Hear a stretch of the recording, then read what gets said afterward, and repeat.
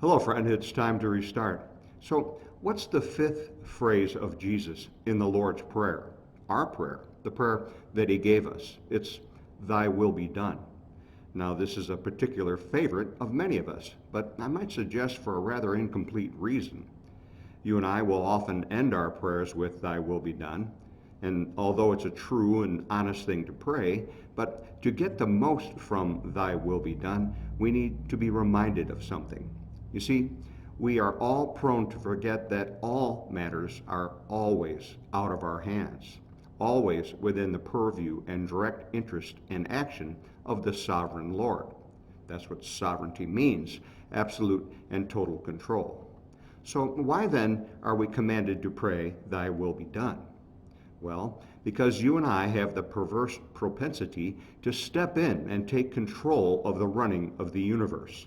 To us, the difficulties we encounter must fit within the limited intellectual and emotional boundaries of our own capacity, of our own understanding. To pray, Thy will be done, however, is to ask God for a measure of humility, which is necessary for us to get out of the way for what He intends to accomplish. Thy will be done is a plea, not so much to God, but to ourselves. God's will being done is not our will being done. As Paul writes, "Oh, the depth of the riches, both of the wisdom and knowledge of God. How unsearchable are His judgments, how unfathomable His ways." You see, you and I want answers we can understand, and generally we want them now. Whereas often enough, the deeper purposes behind the stuff we deal with lie well outside our immediate comprehension. Thy will be done is nothing short of pure surrender, of pure trust. Thy will be done is belief transformed into a verb.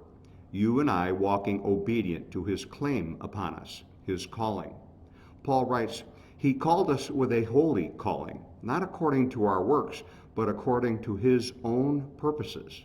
So let's you and I make Thy will be done our rally point today, that we might listen more carefully for His voice. For He promises to call us by name and to lead us out into the pathway of His will. Thanks for tuning in to Restart Church, and may the Lord bless you as you go.